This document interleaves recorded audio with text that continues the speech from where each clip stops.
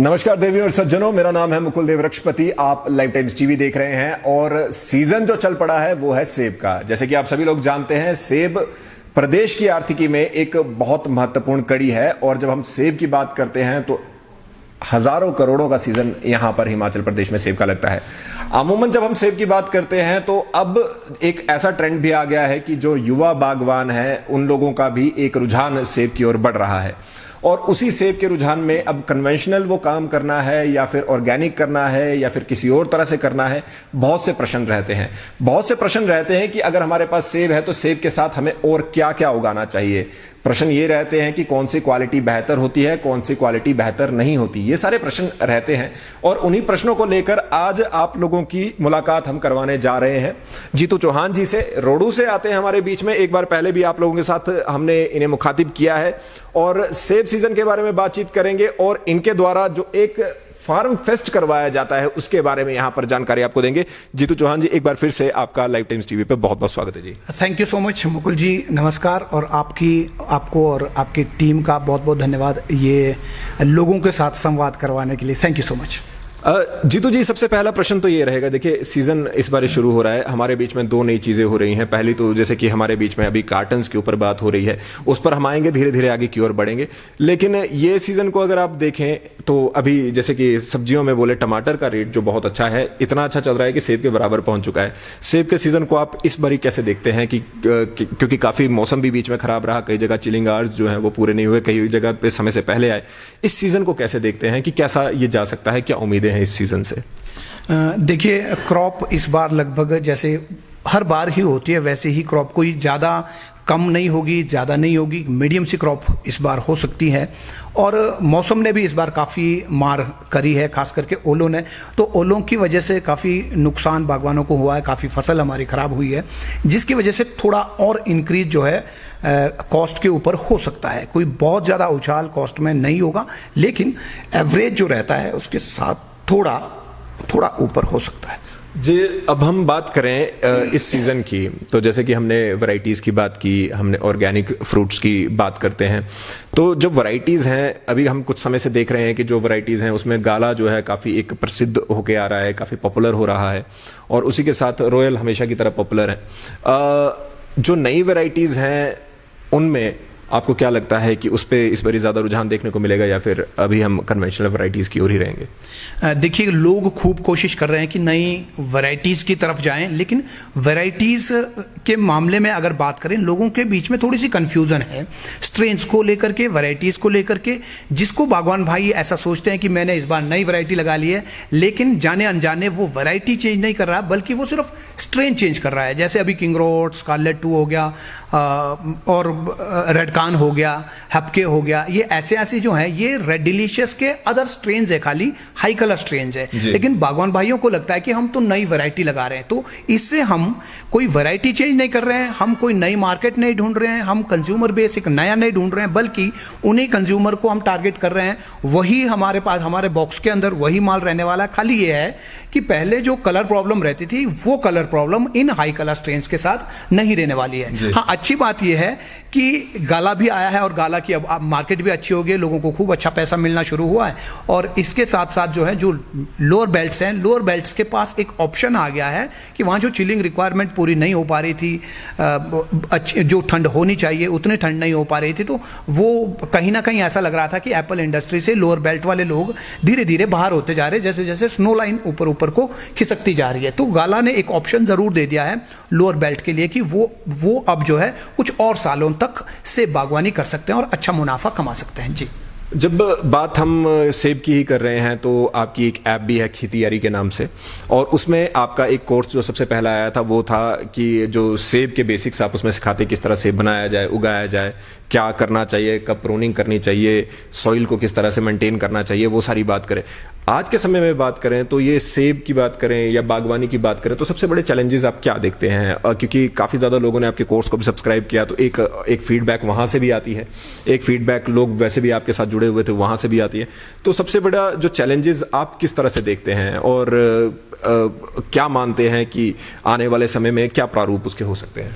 देखिए, चैलेंजेस जो है अभी अगर देखें तो एक तो ये कि इंपोर्ट जो फ्रूट हो रहा है, इंपोर्टेड जो एप्पल आ रहा है, उसके साथ हमको compete करना है। उसके साथ में उससे सस्ता सेब या उससे थोड़ा सा कम कीमत पर हमको सेब पैदा करना पड़ेगा और प्रोडक्टिविटी बढ़ानी पड़ेगी। और दूसरा ये है कि हमारे यहाँ पर सॉइल को लेकर के लोगों के बीच में अवेयरनेस कम है, तो सॉइल को समझना पड़ेगा, क्योंकि मिट्टी ही बागवानों का, किसानों का बैंक है। उसी को ही बागवानों ने, किसानों ने कैश करना है और कई सालों तक, कई जनरेशन्स तक कैश करना। तो उसको संभाल करके रखना, उसकी एनर्जी, उसकी न्यूट्रिएंट्स को बना करके रखना, उसको अगर हम हेल्दी बना पाएं, एक तो ये चैलेंज है कि मिट्टी को बचा करके रखना। और दूसरा ये है कि पैकेजिंग के ऊपर जो है थोड़ा सा ध्यान देने की जरूरत है कि फ्रूट जैसा प्लांट के ऊपर है, जिस क्वालिटी में है, उसी क्वालिटी पे, यानी विदाउट डैमेज, वो किस तरह से कंज्यूमर तक पहुंचे और कंज्यूमर का विश्वास जो है हम बना करके रखें। क्योंकि अमेरिका में एक बार ऐसा हुआ था कि वहां के लोगों को डिलीशियस जो है, जैसे हमारे यहाँ भी होड़ है पिछले कई सालों से, कच्चा सेब लोग तोड़ देते हैं, बाहर से लाल है, जैसे हाई कलर स्ट्रेन जो अभी नए आ रहे हैं उसमें भी बाहर से लाल होता है सेब, लेकिन अंदर से पूरा पका हुआ नहीं है, उसको मतलब पूरी मैच्योरिटी तक जाने नहीं दिया जाता है। और जब वो कंज्यूमर के पास जाता है, वो लाल रंग देख करके अट्रैक्ट तो होता है, वो खरीद भी लेता है महंगा, लेकिन उसको खाता है जब, तो उसको उसमें मिठास नहीं मिलती है। तो ऐसा ही अमेरिका में जो है लोगों का विश्वास रेड डिलीशियस से टूटा। आज अमेरिका में रेड डिलीशियस की जो मार्केट है वो पूरी तरह से धराशायी है और वॉशिंगटन वालों को वॉशिंगटन एप्पल एक्सपोर्ट करना पड़ता है। अमेरिका में वॉशिंगटन एप्पल बिकता नहीं है जी, वो हमारी तरफ भी आता है, इवन उसमें जो एक्सपोर्ट ड्यूटी है उस पर भी हालांकि बात करेंगे।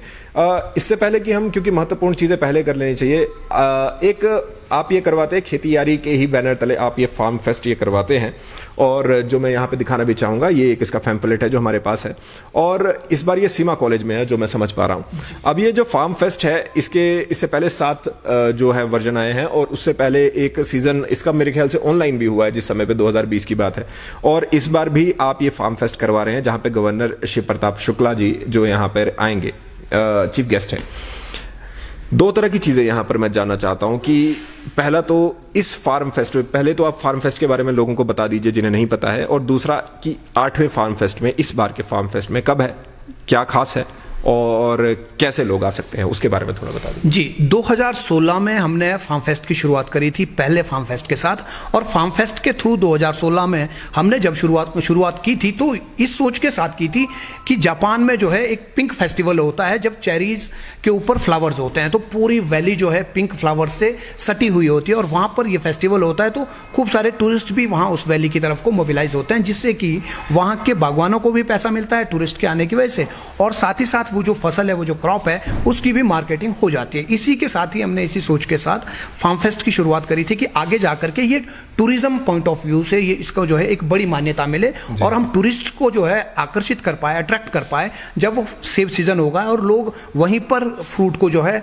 बागवानों से खरीदे, ऑन साइट सेल जो है फ्रूट की हो पाए, इस सोच के साथ। और साथ ही साथ इसमें हमने फिर लोगों के साथ अपनी प्रैक्टिसेस को शेयर करना और किस तरह से हम मिट्टी को अच्छा बना सकते हैं, मार्केटिंग में नई स्ट्रेटेजीज क्या डाल सकते हैं, जो अभी प्रोडक्टिविटी और क्वालिटी में समस्या आ रही है, अंतर आ रहा है, उसको हम कैसे दूर कर सकते हैं। तो इन सारी चीजों के साथ और इसके साथ साथ जो बागवान हिमाचल, उत्तराखंड, कश्मीर और दूसरे राज्यों से आते हैं, उनका आपस में इंटरेक्शन हो, एक दूसरे की प्रॉब्लम्स को समझे, एक दूसरे की प्रैक्टिसेस को वो समझे, और साथ ही साथ सब मिल करके एक नई दिशा और इस बागवानी उद्योग को एक नई दिशा की तरफ लेकर के जाए, एक नई ऊंचाई तक हम लेकर के जाए। इस बार क्या खास है? इस बार एक नई चीज जो होने वाली है कि फार्म फेस्ट में इस बार जो है, जो हम online courses A to Z of modern Apple farming का, जिसमें हिमाचल, उत्तराखंड और कश्मीर के लगभग 5000 के आसपास लोगों ने जो कोर्स लिया है और घर बैठे बागवानी की आधुनिक तकनीकें सीख रहे हैं। तो इस बार ये हुआ है कि नौणी यूनिवर्सिटी जो हॉर्टिकल्चर यूनिवर्सिटी है, उसके साथ हमारा कोलैबोरेशन हुआ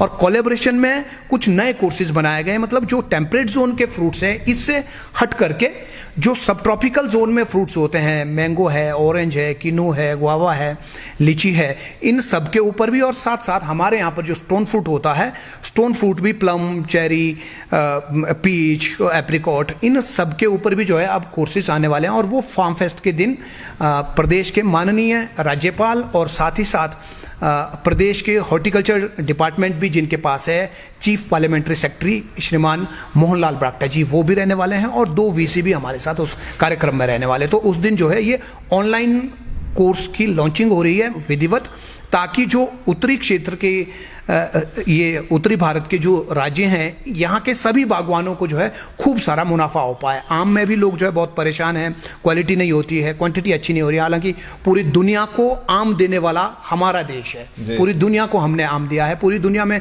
2000 वैरायटीज आम की होती है, हिंदुस्तान के अंदर 1000 वैरायटी होती है। लेकिन और प्रोडक्टिविटी में हम 50% प्रोडक्शन हम पैदा करते हैं दुनिया की, बाकी के सारे देश मिलाकर के जितना करते हैं उससे ज़्यादा हम पैदा करते हैं। लेकिन अभी भी आम के अंदर और अच्छा काम करने की जरूरत है, और जो आम पैदा करने वाले बागवान हैं वो उनके अंदर अवेयरनेस होगी अगर कि किस तरह से हम आम के अंदर क्वालिटी और क्वांटिटी और बीमारियों को आसानी से कंट्रोल कर पाते हैं। क्योंकि उसमें जो है सेब तो फिर ठीक है, आम के जब मैं आंकड़े पढ़ रहा था तो 1 एकड़ के ऊपर लगभग 2,70,75,000 रुपए का खर्चा आता है, और जिसमें से सिर्फ 70 से 75,000 रुपए ही वहां के बागवान को मिलता है। ओके, ठीक है। तो इस ऐसे जो है हम ऑनलाइन कोर्स के थ्रू उन तक भी अब जो है पहुंच बना पा रहे हैं। जी चलिए, इसमें कोर्स की भी बात हम यहाँ पर थोड़ी थोड़ी हो गई, लेकिन अब बात करें एक जो सबसे बड़ा ध्येय रहता है किसी भी चीज के लिए, चाहे वो सरकारी बात करें, चाहे जैसे आप हैं जो यंग फार्मर्स आ रहे हैं या जो बागवान आ रहे हैं, हॉर्टिकल्चरिस्ट आ रहे हैं,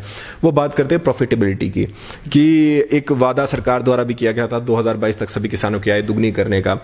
आय पर बहुत ज़्यादा चीज़ें निर्भर करती हैं कि आप कराएंगे, करेंगे, अगले साल यही फ्रूट लगाएंगे या फिर कुछ बदलाव करेंगे, ये सारी चीज़ें उस पर निर्भर करती हैं। तो प्रॉफिटेबिलिटी पर क्या आप सोचते हैं, किस तरह से वो बढ़ाई जा सकती है? और इसी के साथ मैं एक और प्रश्न साथ में जोड़ना चाहूँगा।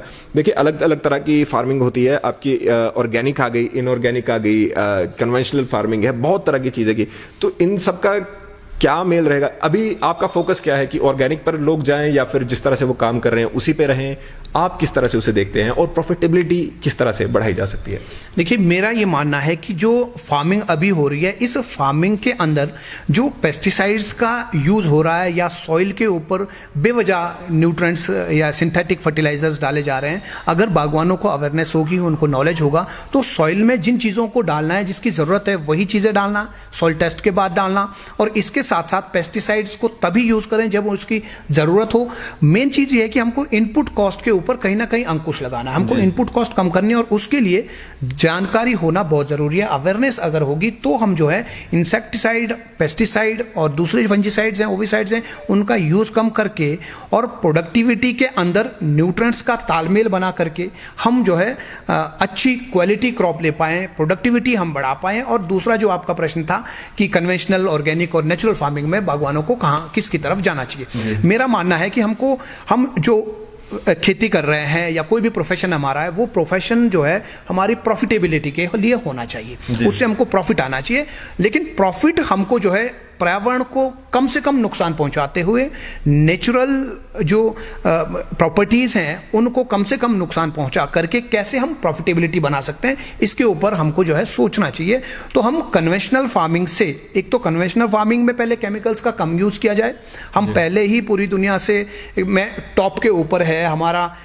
यहाँ का जो है ऑर्गेनिक फ्रूट भी बाहर जाके रिजेक्ट हो जाता है, कन्वेंशनल की तो बात ही दूर है। तो यहाँ कन्वेंशनल में हमको थोड़ा सा सोचना पड़ेगा कि पेस्टिसाइड्स का कमतर यूज हो पाए। और दूसरा फिर ऑर्गेनिक फार्मिंग और नेचुरल फार्मिंग आ गया। नेचुरल फार्मिंग कॉस्ट कटिंग के लिए बहुत बढ़िया है कि इनपुट मटेरियल खरीदना नहीं पड़ेगा, अपने आप ही किसान बना पाएगा। तो जो छोटे किसान हैं उनके लिए बहुत ही अच्छा नेचुरल फार्मिंग वाला कॉन्सेप्ट है, और बाकी लोग भी इसको जो है अडॉप्ट कर सकते हैं। और हमारे यहाँ पर खूब मुहिम पिछले कई सालों से चली है और लाखों बागवान और लाखों किसान जो है इसको अडॉप्ट कर रहे हैं। तो मेन चीज ये रहेगी कि हम इसको मार्केट कहाँ कर रहे हैं, जो हमारे पास मार्केट अवेलेबिलिटी है उस हिसाब से हमको जो है काम करना है। ऑर्गेनिक फार्मिंग सिर्फ हमको ऑर्गेनिक फार्मिंग ही करना है ऐसा नहीं। ऑर्गेनिक फार्मिंग किया, आप फ्रूट खरीदने वाला कन्वेंशनल है तो वो आपको पैसे कन्वेंशनल के देगा, ऑर्गेनिक के नहीं देगा। तो आपके पास मार्केट की अवेलेबिलिटी भी होनी चाहिए। उसके लिए पढ़ा लिखा होना बागवानों का बहुत जरूरी, और बागवानी के ऊपर रात दिन सोच करके उसके ऊपर काम करने की जरूरत है। खेती यारी की बात करते हैं। आपने एक ऐप बनाई जिसपे आपने सेब के बारे में बात की और उसके बाद आपने पूरा एक कोर्स किया। पहले तो चलिए उस पर बात करने से पहले कितने लोगों को अभी एज सच मैं दो चीज़ों पे पूछना चाहूँगा। एक तो फार्म फेस्ट में कितने लोग वहाँ पर आकर ट्रेन हुए हैं, ऑनलाइन कोर्स में कितने लोग ट्रेन हुए हैं, ये आंकड़ा पहले बता दीजिए, फिर आगे का प्रश्न। जी देखिए, ऑनलाइन कोर्स में अभी तक जो है 5,000 लोगों ने हमारे पेड कोर्सेज लिए हैं। जी।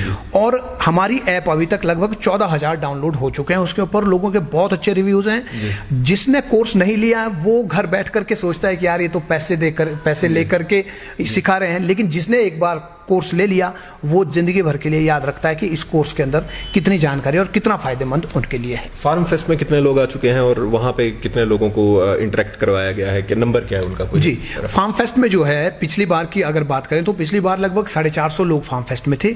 इस बार हमारे पास सीटिंग कैपेसिटी ज्यादा है, बड़ा ऑडिटोरियम है, तो इस बार 1100 लोग फार्म फेस्ट में आने वाला है। तो कुल मिलाकर के लगभग 5,000 के करीब लोग जो है फार्म फेस्ट, ऑर्चर्ड विजिट और इसके थ्रू जो है हम लोगों से चीजें सीखते हैं या सीख चुके हैं। जम्मू, उत्तराखंड और हिमाचल मोस्टली वहां से आते हैं। चलिए अब यहाँ पे मैं दो बातें पूछना चाहूंगा। एक तो है खेती यारी, जो आपका स्कूल ऑफ मॉडर्न फार्मिंग जिसे आपने लिखा है, इसी के साथ एक हिमगिरी नई चीज शुरू हो रही है। मैं जो समझ पा रहा हूँ खेती यारी एप्पल को देखते हुए शुरू किया गया था, लेकिन हिमगिरी के बारे में थोड़ा सा बताएं। और ये एक विचार, 2-3 क्वेश्चन क्लब कर रहा हूं मैं यहाँ पे, कि एक विचार जो यहाँ पर आता है कि भाई इस तरह की कोई चीज की जा सकती है, ऑनलाइन एक प्लेटफॉर्म बनाया जाए जहां पे लोगों को इसके बारे में पता चले। खेती यारी की शुरुआत कैसे हुई, पहला तो प्रश्न ये। और हिमगिरी जो थोड़ा सा जिसके बारे में मैं समझ रहा हूं कि आप एक कोलैबोरेशन में ये काम कर रहे हैं। अमूमन ऐसा देखा नहीं जाता कि यूनिवर्सिटी अपने लेवल पे कोर्सेज करती है, लेकिन फिर आपके साथ कोलैबोरेट किया है। इसका क्या कारण रहा है? दो चीजें ये मैं जानना चाहूंगा। एक, खेती यारी कैसे शुरू हुआ, और खेती यारी अब जो बढ़ के हमारे बीच में हिमगिरी बन रहा है, जो मतलब ये एक्सपैंड कर रहा है, ये कैसे मौका मिला? क्योंकि यूनिवर्सिटीज भी नॉर्मली ऐसे हर जगह पे काम नहीं करती, हर इंडिविजुअल के साथ काम नहीं करती। उसके बारे में बताएं थोड़ा। जी देखिए, खेतीयारी को लॉन्च करने के पीछे का जो कॉन्सेप्ट है, एक्चुअली जब 2016 से फार्म फेस्ट हो रहा था और इससे भी पहले 2013 से हम लोग जो है लोगों के साथ सोशल मीडिया प्लेटफॉर्म के थ्रू हम जो अपने बगीचे में चीजें कर रहे हैं उसको शेयर करने की कोशिश कर रहे हैं। तब से हजारों फार्मर्स हमारे साथ जुड़े हुए हैं और ऑर्चर्ड विजिट करते हैं। तो इसके साथ साथ लोगों की क्वेरीज भी आती है, और क्वेरीज का साधन जो है सीधा या तो फेसबुक है जिसमें लोग कमेंट करते हैं, और कमेंट का रिप्लाई करना बहुत कठिन होता है। और इसके साथ साथ लोग जो है व्हाट्सएप करते हैं, कॉल करते हैं, तो बहुत ज्यादा कॉल्स आती थी। व्हाट्सएप में का जो इनबॉक्स है उसमें जो स्क्रीन के ऊपर जब दिखते थे दिन के 1500-1600 मैसेज इनबॉक्स के अंदर, तो उनको देख करके बड़ा ऐसा लगता था कि यार लोगों के रिप्लाई में नहीं कर पा रहा हूं, लोग जो है नाराज उससे हो जाते थे। तो उससे जो है एक आइडिया आया कि क्यों ना लोगों को घर बैठे ही एक स्ट्रक्चर्ड नॉलेज दिया जाए, बढ़िया प्लान उनको दिया जाए, और हमारे अंदर भी सीरियसनेस आएगी, सिखाने के लिए हम टाइम डिवोट कर पाएंगे, और आपके अंदर जो फार्मर है सीखने वाला उसके अंदर भी थोड़ी सीरियसनेस आएगी। क्योंकि जब हम पर्ची के पैसे हॉस्पिटल में देते हैं तो हम पर्ची तभी कटवाते हैं जब हम बीमार हैं। जब पर्ची बीच में कुछ टाइम हुआ था कि पर्चियां फ्री मिलती थी हॉस्पिटल में, तो हमें भी याद है, हम भी जो है 10-10 पर्चियां लेकर के घर में रखते थे, ताकि स्कूल में जब छुट्टी हम लेंगे तो वहां जो है वो पर्ची लेके जाएं। तो तभी सीरियसनेस तभी आदमी के अंदर आती है, रिस्पेक्ट जो है तभी उसके प्रति आती है जब हम उसकी कुछ ना कुछ कीमत अदा कर रहे हैं। और साथ ही में जैसे मैं अब हिमगिरी के बारे में यहाँ पर जानना चाह रहा हूँ, वो कोर्स कैसे शुरू हुआ? और जैसे क्योंकि कोलैबोरेशन में है यहाँ पे नौणी यूनिवर्सिटी के साथ, तो आपके साथ कोलैबोरेट किया, वो किस तरह से, उसकी क्या कहानी है? देखिए, खेतीयारी जो है हमारा एक अलग वर्टिकल है। हम ये चाहते हैं कि बागवानों को जमीन से लेकर के मार्केट तक का नॉलेज हो, और हम उनको जो है पूरा हेल्प कर पाए। और हम बागवानों को हेल्प क्या कर रहे हैं, हम खुद बागवान हैं, हम अपने आप को भी हेल्प कर रहे हैं। तो हमारे जो है अलग अलग वर्टिकल्स है। खेतीयारी सिर्फ लोगों को समझाने का, बताने का, पढ़ाने का काम करता है। नर्सरी है तो वहां पर हम लोग जो है बेस्ट प्लांटिंग मटेरियल तैयार करते हैं ताकि लोगों को अच्छा प्लांटिंग मटेरियल मिले। हम लोग फ्रेश फ्रूट सेल करते हैं, अपने बगीचे के अंदर जो निकलता है उसको हम सेल करते हैं, लोगों से भी परचेज करके हम उसको भी सेल करते हैं ऑर्गेनिक फ्रूट्स में, लेकिन हम डील करते हैं सिर्फ। इसके अलावा हम प्रोसेसिंग भी करते हैं।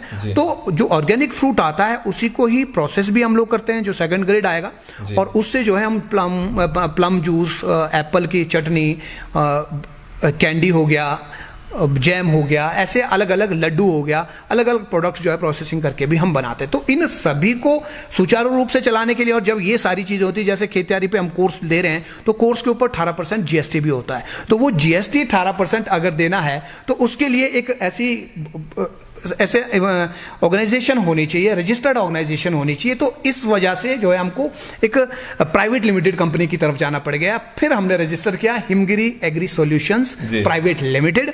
उसके ऊपर जब कोर्स डाले तो फिर कोर्स में जीएसटी 18% चला जाए। इसके साथ साथ जो प्रोसेस्ड आइटम्स हैं उसके ऊपर भी जीएसटी लगता है, ये हो गया। और फिर इसके साथ साथ जब किसी इंस्टीट्यूशन के साथ हमको आगे बढ़ना है, उनके साथ काम करना है, तो फिर आपने जैसे पहले ही कहा कि इंडिविजुअल नहीं हो सकता है, तो इंडिविजुअली आगे नहीं बढ़ पाते हैं, तो उसके लिए जो है कंपनी का होना बहुत जरूरी है। तो फिर Himgiri agri solutions private limited का एमओयू जो है वो हॉर्टिकल्चर यूनिवर्सिटी नौणी के साथ हुआ है।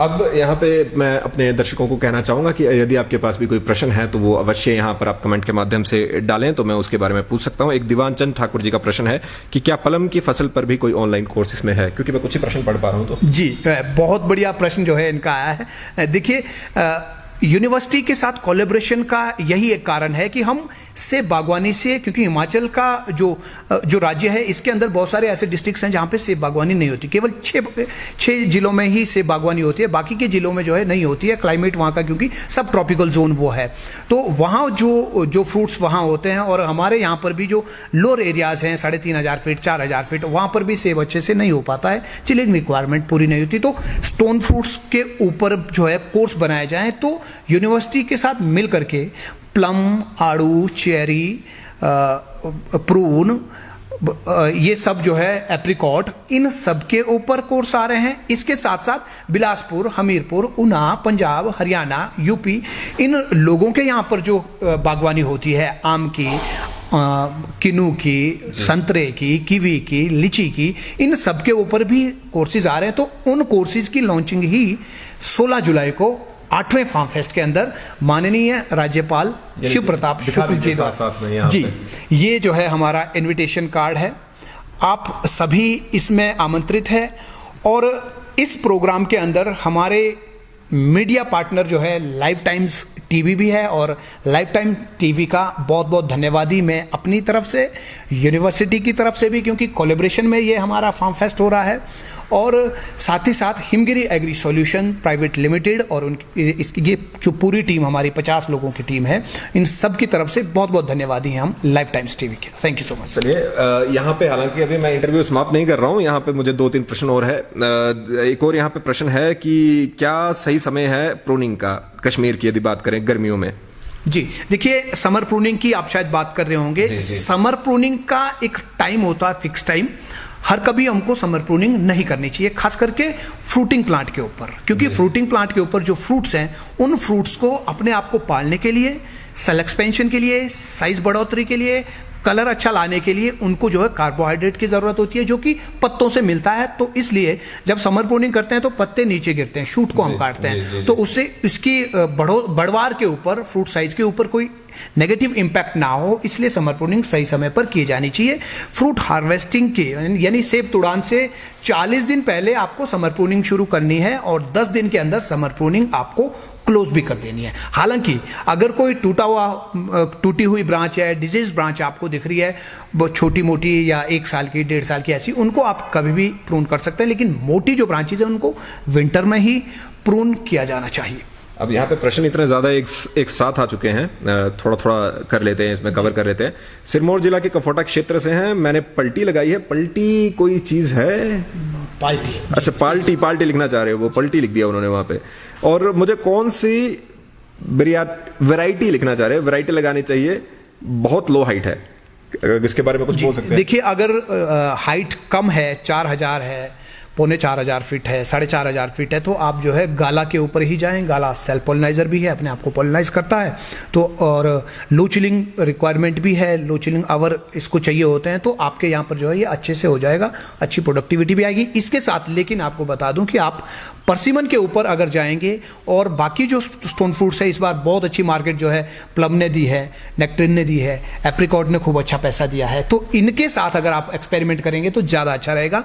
सेब के ऊपर बहुत ज़्यादा ना सोचें, क्योंकि वो लोअर बेल्ट के लिए नहीं है, उसको चिलिंग आवर्स की रिक्वायरमेंट होती है। बाद में आपको परेशानी होगी। पौधा उग जाएगा, पौधा हमने कुरुक्षेत्र में भी लगाया है, पौधा महाराष्ट्र में भी लगता है और उसके ऊपर 1-2 दाने भी लगते हैं, लेकिन उसको कमर्शियली वायबल बनाने के लिए उसको अच्छा क्लाइमेट होना चाहिए। अच्छा क्लाइमेट होगा तो आपकी जो इनपुट कॉस्ट है वो कम आएगी और आपकी प्रॉफिटेबिलिटी ज्यादा बढ़ेगी, नहीं तो खर्चा ज्यादा आएगा, पैसा बचेगा नहीं, जमीन खराब नहीं करनी है। जीतू भाई, एक तो प्रश्न ऐसे हैं, मैं मुझे होना ये चाहिए कि हम लोग जल्दी जल्दी में इसको कंप्लीट करें, क्योंकि फिर बाकी की चीजें भी है। 5000 फुट की ऊंचाई पे प्लम की कौन सी वैरायटी लगानी चाहिए, अगर आप इसको उत्तर दे सकते हैं? देखिए, प्लम के वैरायटीज के ऊपर अगर बात करें तो आपको जो है कौन सी वैरायटी जल्दी आती है, कौन सी वैरायटी लेट आती है, कोई ऐसा फिक्स नहीं है कि 5000 पे आपको ये वाली वैरायटी लगानी है। जैसे सेंटा रोजा ब्लैक अंबर की बात करें तो ब्लैक अंबर जो है सेंटा रोजा से पहले आता है, सेंटा रोजा बाद में आता है, रेड ब्यूट सबसे पहले आ जाता है। तो ऐसे आपको जो है वैरायटीज मार्केट के हिसाब से, और आपका क्या मन है, आप कब मार्केट करना चाहते हैं, वो आपको देखना पड़ेगा। मैं यहाँ पे अब अपने ऑडियंस से ही कहना चाहूंगा, हालांकि भाई को बिठाए रख सकते हैं, लेकिन क्योंकि आगे का भी शेड्यूल होगा ही, तो हम प्रयास करेंगे कि आपके कमेंट्स को ये अपने आप वहां पे रिप्लाई कर दे। जो भाई वहां पे बैठे हुए वहां से रिप्लाई भी कर सकते हैं, क्योंकि लोग कलर के बारे में पूछ रहे हैं, लोग ये पूछ रहे हैं कब यहाँ पे स्प्रे करना चाहिए, बहुत सी चीजें और हैं। 1-2 प्रश्न हम और लेंगे, लेकिन उससे पहले मैं एक बार फिर से चाहूंगा कि हम रैप अप करने से पहले 8th फार्म फेस्ट जो हमारे बीच में आ रहा है, ये 16 जुलाई को है 2023 में रोडू के सीमा कॉलेज के ऑडिटोरियम में हो रहा है। माननीय राज्यपाल हिमाचल प्रदेश यहाँ पर मुख्य अतिथि के तौर पे होंगे। बहुत सी चीजें आपको सीखने को मिलेंगी, बहुत सी चीजें देखने को मिलेंगी।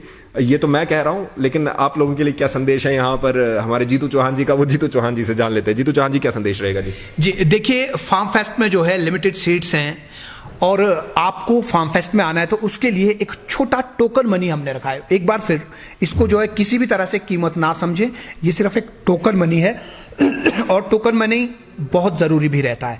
तो सिर्फ 200 रुपए में आप जो है ये अपनी सीट को सुरक्षित कर सकते हैं। इसके लिए आप हमारी टीम का जो नंबर है 9888-688-42, इस नंबर पर कॉल कर सकते हैं, आप व्हाट्सएप कर सकते हैं।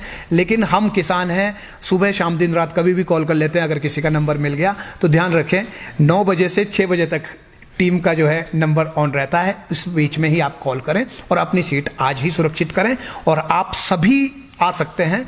15 तारीख को गवर्नर साहब हमारा जो M9 ब्लॉक है वहाँ पर ऑर्चर्ड विजिट करेंगे और फार्मर्स के साथ बातचीत वो करेंगे। उन्होंने खुद इंटरेस्ट शो किया, उन्होंने खुद बोला कि मैं किसानों से बात करना चाहता हूँ, आप जो है 16 का ही प्रोग्राम मत बनाओ, अब मैं 15 को आ जाता हूँ, 15 को प्रोग्राम करो। और किसानों को भी बोला ऐसे थोड़ी भाषण सुनने हम आएंगे। तो 15 को जो है प्रोग्राम अब जो है 16 को ही नहीं 15 को भी हो रहा है। तो 15 को लगभग 100 लोग जो है 100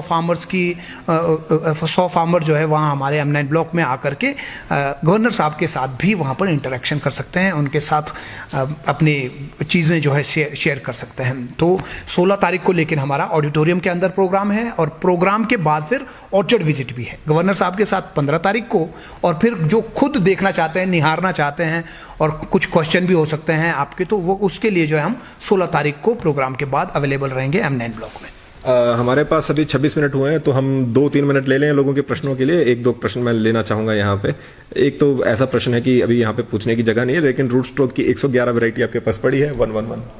जी बिल्कुल, रूट स्टॉक में हमारे पास वैसे ये ये उसका नहीं है प्लेटफॉर्म वैसा नहीं है। हाँ जी बिल्कुल है। जाइए वहां पे, आप भी फार्म फेस्ट का पार्ट बनिए, वहां पे आपको लग जाएगा पता। इसके बाद हमारे बीच में आपके कोर्स के लिए यहाँ पर राजेश जी लिख रहे हैं, king of apple farming mister Jitu Chauhan, सभी कोर्सेज बहुत अच्छे हैं मॉडर्न एप्पल फार्मिंग के खेतीयारी ऐप पे।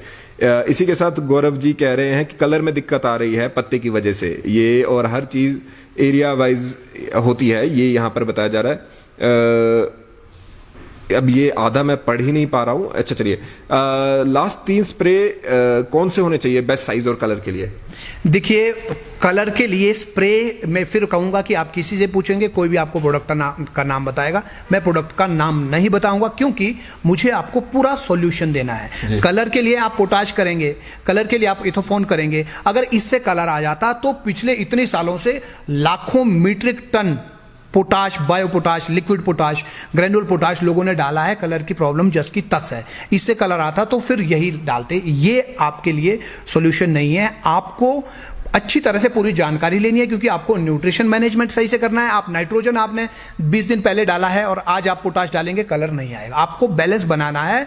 सेब तुड़ान से लगभग 45 दिन पहले से ही आपको नाइट्रोजन डालना बंद कर देना है। पोटाश डालने से जरूरी जो है नाइट्रोजन को बंद करना है। तो आप जो है ऐसे एकदम से प्रोडक्ट का नाम नहीं बता पाएंगे। मेरी आपके लिए राय रहेगी कि आप खेतियारी ऐप प्ले स्टोर में जाकर के डाउनलोड करें और जाकर के आप A to Z modern Apple farming course लें, ताकि आपको महीन जानकारी, मॉडर्न टेक्नोलॉजी, टोटल जानकारी आपको मिले और आप अपने हिसाब से अपने बगीचे में इंप्लीमेंटेशन करें और अपने बगीचे का खुद आप डॉक्टर बने। जीतू भाई, ऐसा रहता है कि जब हम सेब के ऊपर बात करते हैं, किसी और चीज़ पे बात करते हैं, फार्मिंग से रिलेटेड या बागवानी से रिलेटेड, तो हमारा ये जो काम है वो लगातार बातचीत लगातार चलती है। डिजीजेज पे बात नहीं हुई, कलर पे बात नहीं हुई, अभी ज़्यादा हमारी ग्रेडिंग पे बात नहीं हुई, साइज कैसे बढ़ाया जा सकता है। तो ये बातें होती रहेंगी जीतू चौहान जी के साथ, क्योंकि समय की पाबंदी रहती है हमेशा। मैं भी नहीं चाहता कि इतना बड़ा हो जाए कि जो वीडियो इतना बड़ा हो जाए कि भाई आप उसे देख ही ना पाए।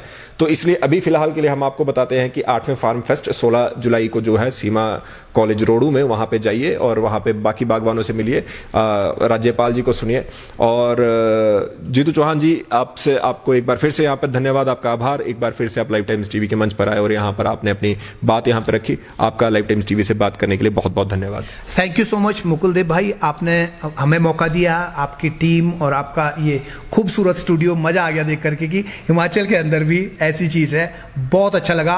बहुत बहुत शुभकामनाएं आपको, आपकी पूरी टीम को, कि आप जो है दिन दुगनी रात चौगुनी तरक्की करें और हिमाचल के लोगों को, किसान, बागवान, किसी भी प्रोफेशन में जो है उनको घर बैठे अच्छी अच्छी जानकारी और न्यूज़ जो हिमाचल के लोगों को मिलती ही नहीं थी, वो मिलने का ट्रेंड जो है आपने ही शुरू किया था। तो इसके लिए आपको एक बार फिर बहुत बहुत बधाई और हमारा मीडिया पार्टनर बनने के लिए आपका बहुत बहुत धन्यवाद। और थैंक यू सो मच एक बार फिर, आपका भी और आपके व्यूवर्स का भी थैंक यू सो मच।